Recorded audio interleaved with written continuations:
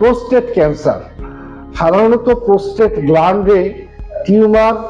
অথবা malignant tumour অথবা যে কোনো ধরনের গ্ল্যান্ডে অতিরিক্ত বর্ধিত কোষ বা সেল হওয়ার কারণেই এই ক্যান্সারটি হওয়ার মূল কারণ, অথবা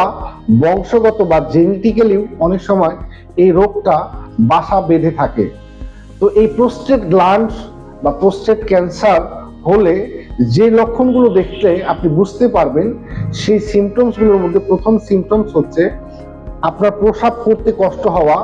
বা প্রস্রাব করার পরে বা আগে চিনচিনে ব্যথা অনুভব হওয়া, অথবা প্রস্রাব করার পরে চিনচিনে ব্যথা অনুভব হওয়া এবং প্রস্রাব করতে দাঁড়িয়ে অথবা বসে খুবই কষ্ট হওয়া। এই ধরনের মৌলিক সিমটমস যদি আপনি দেখতে পারেন, তাহলে আপনি আর কোনো কাল বিলম্ব না করে আপনি এখনই স্ক্রিনিং করে আপনার ক্যান্সার হয়েছে কিনা আপনি এটা টেস্ট করে নিন।